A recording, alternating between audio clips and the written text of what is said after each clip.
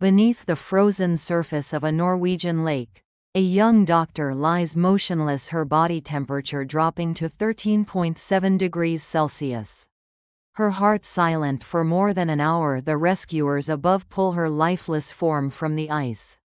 Knowing what they see defies every rule of medicine, yet in a hospital room miles away, a team refuses to surrender. They warm her degree by degree, betting everything on a truth written in the coldest chapter of survival science, that sometimes death is not the end. Now let's find out what really happened. I guess I should start by telling you about the kind of morning it was. You know those days when everything feels perfectly ordinary, and you have no idea your entire life is about to change in the span of a single breath. That was the morning for me. My name is Anna and I was 29 years old back then. I lived in Narvik, a small city in northern Norway, where winter isn't just a season, it's a way of life. The mountains rise sharp and white against the sky, and the cold is the kind that makes your lungs ache when you breathe too fast. I loved it there, honestly. The silence, the snow, the way the light reflected off the ice, like the world was made of glass. I was a medical student finishing my training to become a doctor. I spent my days in hospitals learning how to save lives and my evenings skiing through those mountains, because that's what we did up there. Skiing wasn't just a hobby, it was how we moved, how we thought, how we stayed sane during the long dark winters. That morning I woke up early. The sun hadn't fully risen yet, and the sky was that pale blue color that only happens in the Arctic. I pulled on my thermal layers, my jacket, my gloves. I remember checking the temperature outside. It was around -10 degrees Celsius. Cold but not unusual. Not dangerous if you knew what you were doing. I met up with two friends near the base of the mountain. We had planned to go ski touring, which is different from regular skiing. You climb up the mountain on skis with special skins attached to the bottom, so you don't slide backward, and then you ski down through untouched snow. It's peaceful, really. Just you and the mountain and the sound of your own breathing. We started climbing around mid-morning. The snow was fresh and the air was crisp. We talked a little, but mostly we just moved in rhythm with each other, one foot in front of the other, up and up. The higher we climbed, the quieter the world became. After about an hour we reached a ridge near a frozen waterfall. It was beautiful up there. The ice was thick and blue and the trees below were covered in frost. We stopped to rest and drink some water. I remember feeling happy, really happy, like everything in my life was exactly where it was supposed to be. Then we decided to ski down along the edge of a frozen stream. The slope wasn't too steep and the snow looked stable. I went first. I pushed off and started gliding down, feeling the wind on my face. For a few seconds everything was perfect. Then I heard it. A crack. Sharp and sudden, like a gunshot echoing through the valley. The snow beneath me gave way. Not all at once, but in a slow, terrifying collapse. I tried to turn to get away from it, but the ground was already gone. I fell forward and suddenly I was sliding fast, too fast, toward the frozen stream below. I hit the ice head first. The impact was so hard I saw stars. Then the ice broke. It shattered beneath me and I plunged into the water. The cold hit me like a wall. Not just cold, but a kind of burning, shocking pain that made every nerve in my body scream. The water was so freezing it felt like knives cutting into my skin.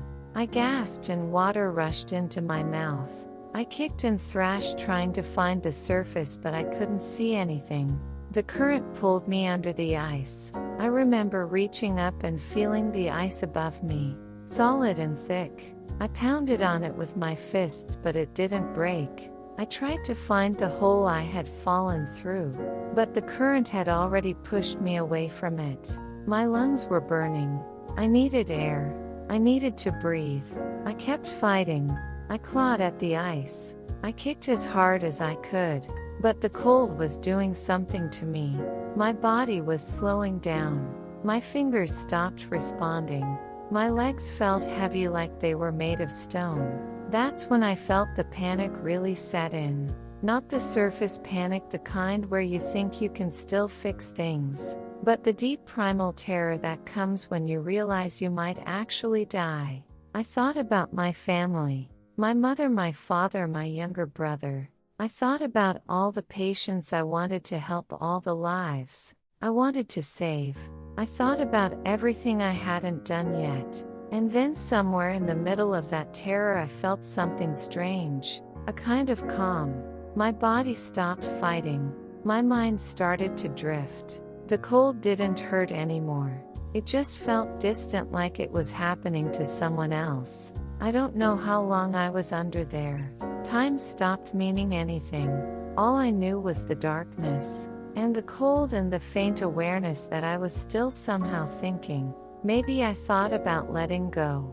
Maybe I thought about giving in. But somewhere deep inside me there was still a tiny voice saying no. Not yet. Not like this. I managed to find a small air pocket under the ice. Just a tiny space where the water hadn't completely filled in. I pressed my face up into it and took a breath. It was barely enough. Just a few millimeters of air. But it was something. I stayed there with my face pressed against the ice, breathing in that tiny pocket of air. I couldn't move. I couldn't get out. But I could breathe. And as long as I could breathe, I was still alive. Above me I heard voices, muffled and distant. My friends. They were shouting my name. I tried to call back, but I couldn't make a sound. My body wouldn't respond anymore. The cold was doing something to me. I could feel it. My heart was slowing down. My thoughts were becoming foggy. I was losing time, losing consciousness, losing myself. But I held on. I don't know how, but I held on.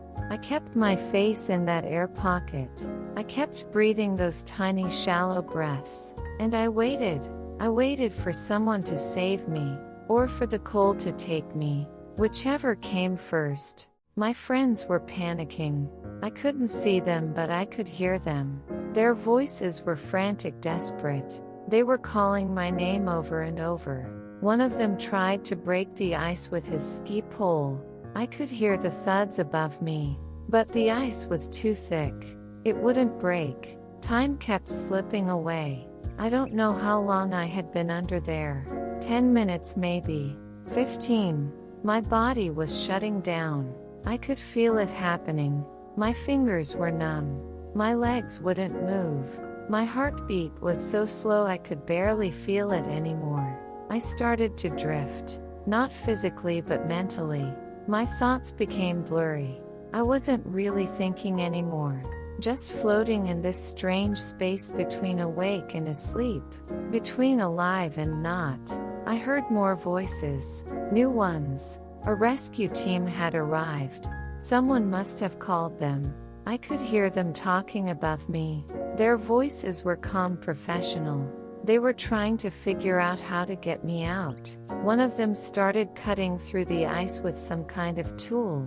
I could hear the scraping, the cracking. It felt like it was taking forever. But really it was probably only a few minutes. Finally the ice broke open. Hands reached down into the water and grabbed me. They pulled me up out of the darkness and into the light. I remember the cold air hitting my face. It should have felt like relief, but I couldn't feel anything anymore. My body was completely unresponsive. I couldn't move, couldn't speak, couldn't even open my eyes. They laid me down on the snow. I heard someone say my name. Someone else was checking my pulse. I could hear the worry in their voices. Then I heard the words that would change everything. She has no pulse. Her heart's not beating. She's not breathing. I was dead. Clinically dead. My heart had stopped. My body temperature had dropped so low that my brain had shut down. By every medical definition I was gone. But my friends didn't give up. One of them started doing chest compressions. Another one breathed air into my lungs. They worked on me right there in the snow, while the rescue team called for a helicopter. I don't remember any of this. I was unconscious. But later they told me everything. How they kept doing CPR for over an hour. How the helicopter arrived and flew me to the nearest hospital. How the doctors there took one look at me and said there was no hope. My body temperature was 13.7 degrees Celsius. That's almost 25 degrees below normal. No one survives that. No one. But one doctor refused to give up. His name was Mads and he had read about a technique called ECMO. It's a machine that can pump your blood outside your body, warm it up and then pump it back in. It's usually used for heart surgery, but he thought maybe, just maybe, it could work for me. The problem was the nearest ECMO machine was in Tromsø, a city hours away. They would have to fly me there. And I was already dead. My heart hadn't beaten in over an hour. Most doctors would have called it, would have said it was too late. But Mads didn't. He said something that would become famous later. Nobody is dead until they're warm and dead. So they flew me to Tromsø. The whole way there they kept doing CPR. For hours. Manually pumping my heart, keeping just enough blood flowing to my brain. To maybe possibly prevent permanent damage. When I arrived at the hospital in Tromsø, the team there was already prepared. They had the ECMO machine ready. They hooked me up to it immediately. The machine started pumping my blood. Slowly, carefully they began to warm me, 1 degree at a time. It was a delicate process. If they warmed me too fast, my heart could stop permanently. If they warmed me too slow, my brain could die from lack of oxygen. They worked for hours. The doctors, the nurses, everyone. They didn't know if it would work. They had never seen anyone survive being that cold for that long. But they tried anyway. And slowly, impossibly, my body started to respond. My temperature began to rise. 14 degrees. Quince degrees. 16. My blood started to flow more easily. My organs started to wake up.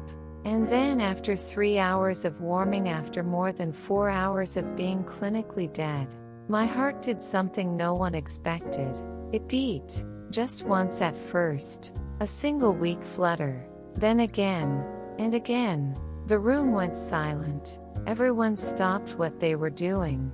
They stared at the monitor, watching my heartbeat grow stronger. I was coming back. Not awake yet. Not conscious. But alive. My heart was beating on its own. My lungs started to take in air. My body was fighting its way back from death. The doctors couldn't believe it. They had done everything right, but they never actually thought it would work. They had been going through the motions, hoping for a miracle but not expecting one. And yet here I was, alive. They kept me on life support for days. My body was still fragile, still recovering. They didn't know if I would wake up. They didn't know if my brain had been damaged. 4 hours without a heartbeat is a long time. Too long. But then one morning I opened my eyes. I remember the light. It was so bright. I blinked and everything was blurry. I could hear voices, but I couldn't understand what they were saying. I tried to move, but my body felt heavy, weak. A nurse noticed I was awake. She leaned over me and smiled. "Welcome back." I tried to speak, but my throat was dry. I couldn't form words. But I could think. I could understand. I was here. I was alive. Over the next few days I started to recover. Slowly at first. I couldn't walk. Couldn't feed myself. But every day I got a little stronger. The doctors ran tests. Lots of tests. They scanned my brain, checked my organs, monitored everything. They were looking for damage. For signs that the cold and the lack of oxygen had destroyed something inside me. But they found nothing. My brain was fine. My organs were fine. I was fine. It was impossible. But it was true. The first few weeks in the hospital were strange. I was alive, but I didn't feel like myself yet. My body was weak. My muscles had atrophied from being so cold for so long. I had to relearn how to do basic things. How to sit up. How to stand. How to walk. Physical therapy was hard. Really hard. Every movement hurt. My legs felt like they weighed 1,000 pounds. My hands shook when I tried to hold a cup. But I kept going. I had to. My family was there every day. My mother sat by my bed and held my hand. My father tried to stay strong, but I could see the fear in his eyes. My younger brother made jokes trying to make me laugh. And honestly, it helped. It reminded me that I had something to come back to. The doctors were amazed. They kept saying I was a miracle, that I shouldn't be alive, that my recovery was defying everything they knew about medicine. But I didn't feel like a miracle. I felt lucky, incredibly, unbelievably lucky. I started asking questions. I wanted to know exactly what had happened, how long I had been under the ice, how long my heart had stopped, what the doctors had done to bring me back. Mads, the doctor who had insisted on trying the ECMO machine, came to visit me. He sat down next to my bed and explained everything. He told me I had been submerged for 80 minutes. 80 minutes. More than an hour. He told me my heart had stopped beating and hadn't started again for over 3 hours. He told me that by every medical standard I should have died, or at the very least suffered massive brain damage. But the cold had saved me. That's what he said. The cold had slowed down my metabolism, so much that my brain had needed almost no oxygen. It had gone into a kind of hibernation, and that hibernation had protected me. It was something called therapeutic hypothermia. Doctors sometimes use it on purpose to protect patients during surgery. But in my case, it had happened naturally. The ice that should have killed me had actually kept me alive. I couldn't wrap my head around it. The thing that nearly killed me was the same thing that saved me. It felt like some kind of cosmic joke. Mads smiled when I said that. That's nature for you. Sometimes the most dangerous things are also the most protective. I stayed in the hospital for several more weeks. Every day I got a little stronger. I started walking without help. I started eating solid food. I started feeling like myself again. But there was something different now. Something I couldn't quite explain. I had been dead, really dead, and I had come back. That changes you.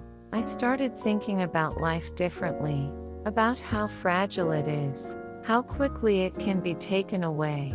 I had always known that intellectually, of course. I was training to be a doctor. I saw death all the time. But knowing it and experiencing it are two very different things. I thought about all the time I had wasted worrying about small things, stupid things, things that didn't matter. I thought about all the moments I had taken for granted, ordinary moments, mornings with my family, walks in the snow, conversations with friends. I realized I had been given something precious, a second chance. Not everyone gets that. The media found out about my story. It started small, just a local newspaper article. But then it spread. National news. International news. Suddenly everyone wanted to talk to me. Reporters called the hospital asking for interviews. Doctors from around the world reached out wanting to study my case. I wasn't sure how I felt about it. Part of me wanted to stay private to just recover in peace. But another part of me thought maybe my story could help people. Maybe it could give hope to someone who needed it. So I agreed to a few interviews. I told my story over and over. The ski trip, the fall, the ice, the cold, the rescue, the miracle. People were fascinated. They called me the woman who came back from death, the Ice Queen. The Miracle of Narvik. I didn't love the nicknames honestly, but I understood why they used them. My story didn't sound real. It sounded like something out of a movie. But it was real. It had happened to me. Eventually I was discharged from the hospital. I went home to my apartment in Narvik. Everything looked the same, but I felt different. The world felt different. I started going for walks, short ones at first, just around the block. The cold air on my face felt good, familiar. I wasn't afraid of it. I respected it, but I didn't fear it. People recognized me sometimes. They would stop me on the street and tell me how inspired they were by my story, how it had changed their perspective on life, how it had reminded them to appreciate what they had. I appreciated their kindness. I really did. But sometimes it was overwhelming. I wasn't trying to be inspirational. I was just trying to live. I went back to my medical studies a few months later. It felt good to be back, to have a routine, to focus on something other than my own recovery. But being in the hospital again was strange. I walked through the same halls where I had been a patient. I saw the same doctors who had saved my life. Now I was on the other side. Now I was learning to save others. It gave me a new perspective. I understood what my patients were feeling in a way I hadn't before. The fear, the uncertainty, the desperation to survive. I became a better doctor because of it. I know that sounds strange, but it's true. I had empathy in a way I hadn't before. I knew what it felt like to be helpless, to have your life in someone else's hands. And I knew what it felt like to be saved. Time passed. Months turned into years. I finished my medical training and became a full doctor. I specialized in anesthesiology, which felt fitting somehow. I spent my days helping people through surgery, keeping them safe while they were unconscious, protecting them in their most vulnerable moments. I thought about my own experience a lot, how I had been unconscious under that ice, how I had been helpless, how someone else had fought to keep me alive. Now I was doing the same for others. Life started to feel normal again. I went back to skiing. That surprised some people. They thought I would be too afraid, that I would never go near ice or snow again. But I wasn't afraid. I respected the mountains. I was more careful now. But I didn't let fear stop me from doing what I loved. One day I was skiing with a group of friends. We were on a gentler slope this time.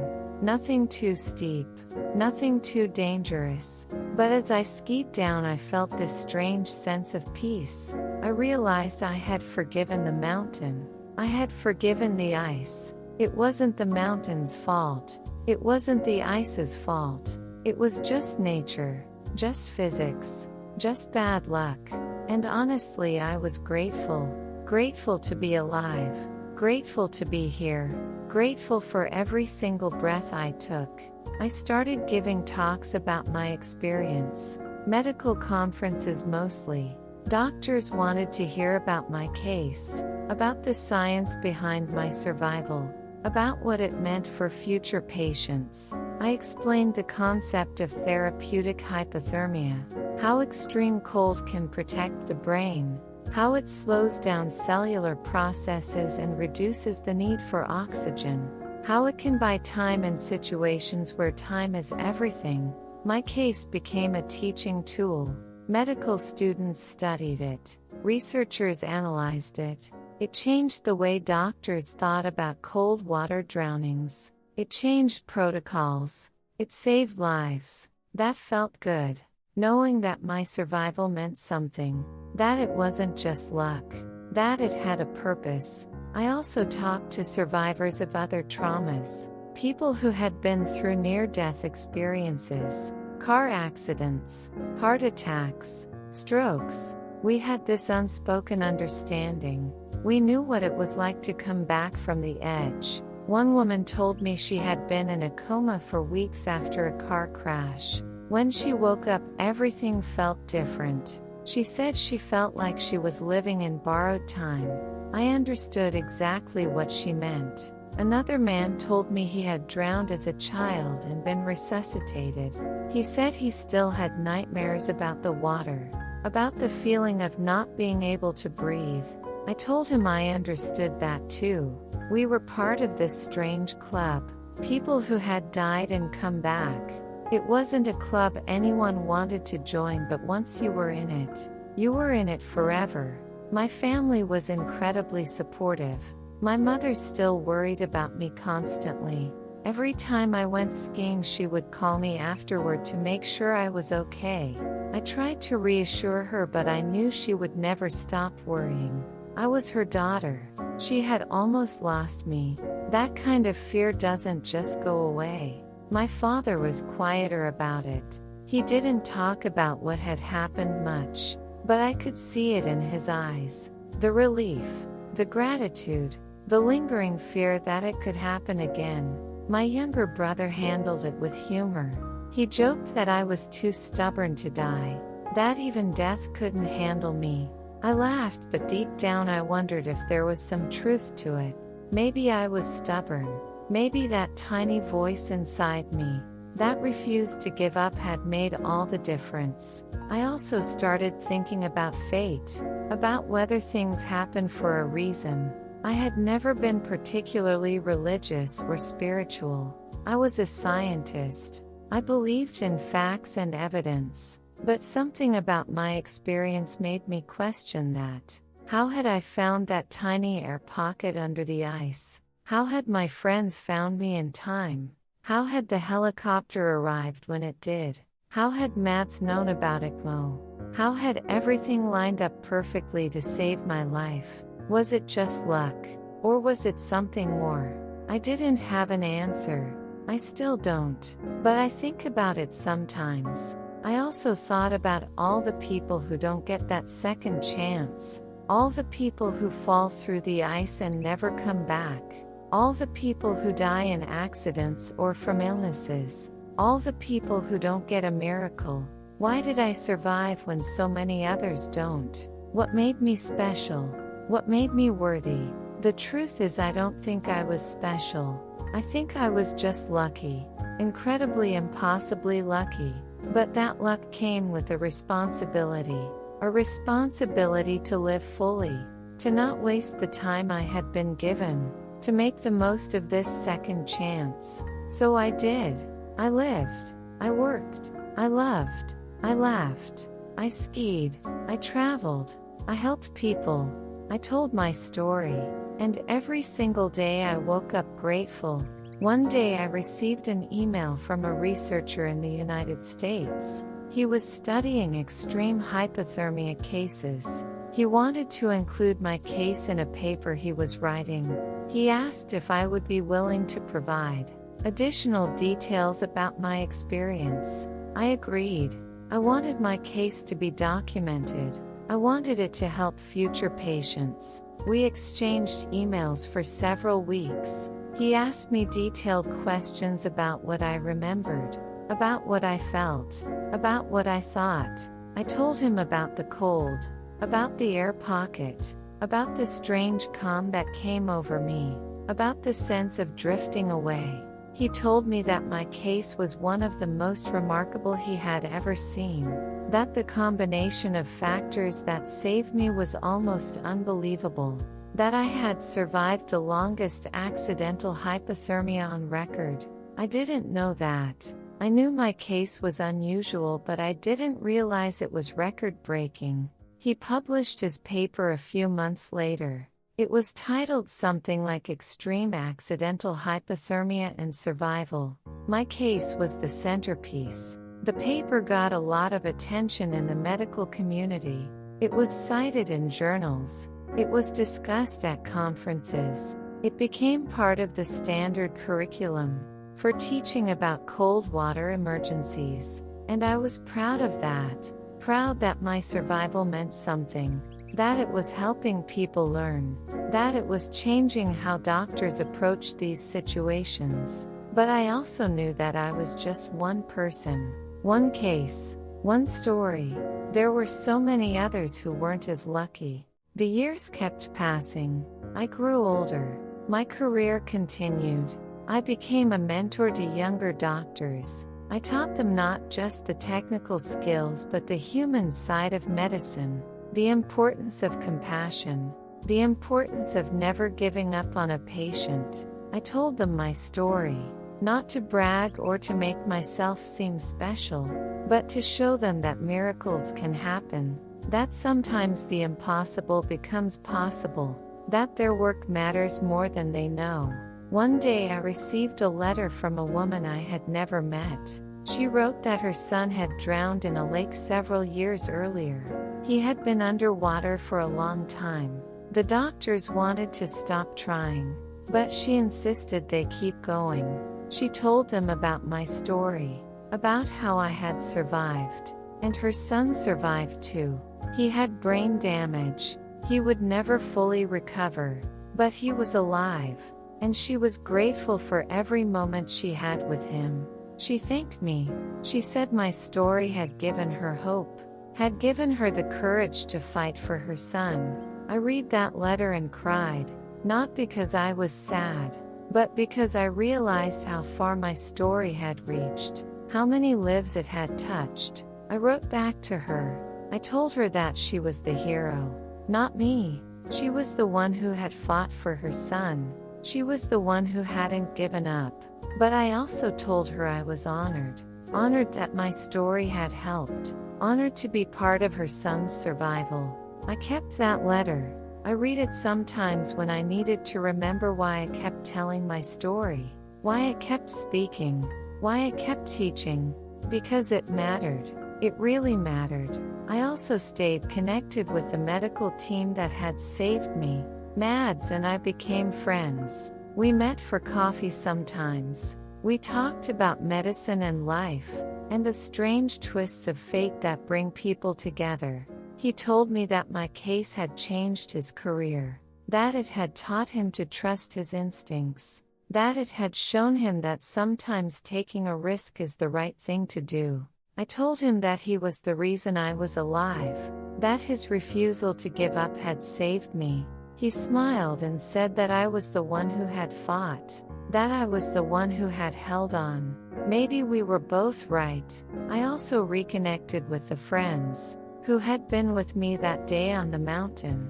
We didn't talk about it much. It was too heavy, too painful, but sometimes we would ski together and I could see the relief in their eyes. Relief that I was okay. Relief that they hadn't lost me. One of them told me once that she still had nightmares about that day, about pulling me out of the ice, about thinking I was dead. I told her I was sorry. Sorry that she had to carry that. Sorry that my accident had traumatized her. She shook her head and said she wasn't traumatized. She was grateful. Grateful that she had been there. Grateful that she had been able to help. We hugged. And I realized that my survival had given her something too. It had shown her that her actions mattered, that she had made a difference. As I got older, I started thinking more about legacy, about what I would leave behind. I didn't have children.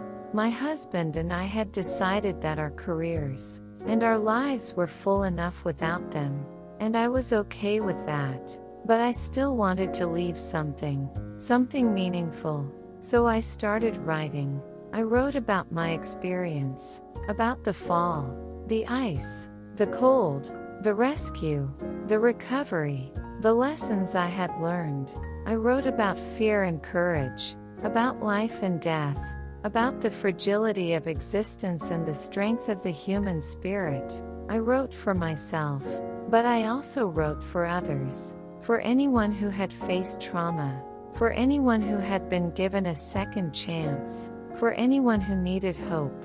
The book took years to write. I wanted to get it right. I wanted it to be honest and raw and real. When it was finally finished, I felt a sense of closure, like I had completed something important. The book was published. It didn't become a bestseller or anything like that, but it reached the people it needed to reach. I received messages from readers telling me how much it meant to them, how it had helped them through difficult times, how it had changed their perspective on life, and that was enough. That was more than enough.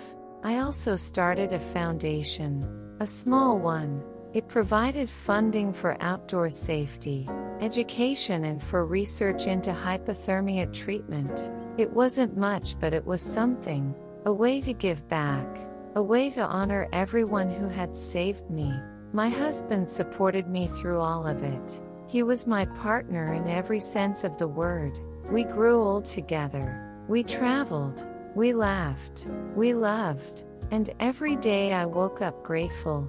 One day I was hiking in the mountains, not skiing, just walking. The air was cool and the sky was clear. I stopped at the top of a ridge and looked out at the view. I thought about how different my life could have been if I had died that day, if the ice had taken me, if the doctors had given up. But I hadn't died. I had survived, against all odds, against all logic, and I had lived, really lived. I thought about all the people who had been part of my survival, my friends, the rescue team, the doctors, the nurses, the researchers, my family. I thought about all the people who had been part of my survival, my friends, the rescue team, the doctors, the nurses, the researchers, my family, my husband. I thought about all the patients I had helped over the years, all the lives I had touched, all the moments I had been present for. I thought about the letter from that mother whose son had survived, about the medical students who had learned from my case, about the protocols that had been changed because of what happened to me. And I realized something. My survival wasn't just about me staying alive. It was about what came after, about what I did with the time I was given. I had lived with intention, with purpose, with gratitude, and that made all the difference. I sat down on a rock and closed my eyes. I felt the sun on my face. I listened to the wind moving through the trees. I breathed in the cold mountain air. I was alive. Fully, completely, wonderfully alive. Someone once asked me if I believed in miracles. I thought about it for a long time before answering. I told them that I believed in science, in medicine, in the skill and dedication of the people who saved my life. But I also told them that sometimes science looks like a miracle. Sometimes the combination of factors that need to align for survival is so precise, so unlikely that it feels like something more than chance. Maybe it is a miracle. Maybe it isn't. I don't know. What I do know is that I was given something precious, a second chance, and I didn't waste it. I lived every day like it mattered, because it did. I loved the people in my life deeply, because they deserved it. I helped others whenever I could, because that's what we're here for. And I never took a single moment for granted. The ice didn't kill me. The cold didn't destroy me. Instead, they taught me something that most people never learn. They taught me that life is fragile, that it can be taken away in an instant, that every breath is a gift. They taught me that sometimes the things that nearly destroy us are the same things that save us. They taught me that hope matters, that persistence matters, that refusing to give up matters. And they taught me that even in the darkest, coldest moments there can be light, there can be warmth, there can be life. I stood up from the rock and continued walking. The path ahead was clear. The mountains stretched out before me. The world was beautiful and I was here to see it. I thought about that young woman who fell through the ice all those years ago, the one who fought to survive, the one who found that tiny pocket of air and held on. She was brave, she was strong, she was determined, but she was also just a person, just someone who wanted to live. And she did. She lived. I lived. And I would continue to live fully and gratefully for as long as I had. Because that's what you do when you come back from the ice. When you return from the edge of death, when you're given a second chance, you live. You really live. You don't waste time on things that don't matter. You don't take people for granted. You don't forget how precious every moment is. You wake up every morning and you feel grateful. Grateful for the air in your lungs. Grateful for the sun on your face. Grateful for the people you love. Grateful for the work you do. Grateful for the life you have. And you carry that gratitude with you every single day. Because you know what it's like to lose everything. And you know what it's like to get it back. That knowledge changes you. It transforms you. It makes you stronger and softer at the same time. Stronger because you know you can survive anything. Softer because you understand how fragile everything is. I reached the end of the trail and turned back to look at the mountains one more time. They stood tall and white and silent, beautiful and dangerous, life-giving and life-taking. I smiled. Thank you, I whispered. Thank you for letting me go. Thank you for teaching me. Thank you for the life I have. The wind carried my words away. The mountains didn't answer. They never do. But I felt at peace. Complete peace. I had been dead, and I had come back. I had been frozen, and I had thawed. I had been lost, and I had been found. And now I was here. Alive, present, grateful. I turned and walked back down the mountain. Back to my life. Back to my husband. Back to my work. Back to the world. And I carried with me the knowledge that every day is a gift. Every breath is a miracle. Every moment is precious. Because I am the woman who came back from the ice. The woman who survived 80 minutes below zero. The woman who died and lived to tell about it. And I will spend the rest of my life making sure that survival meant something. Making sure that the people who fought for me didn't fight in vain. Making sure that the miracle of my life creates more miracles for others. Because that's what you do when you're given a second chance. You live it. Fully. Completely. Gratefully. And you never ever forget how lucky you are to be here. The mountains stood behind me as I walked home. Silent witnesses to everything that had happened. Everything I had survived. Everything I had become. And I knew that no matter what came next, I would face it with courage and hope and gratitude. Because I had already faced the worst. I had already survived the impossible. And if I could survive that, I could survive anything. The sun began to set, painting the sky in shades of orange and pink. The air grew colder.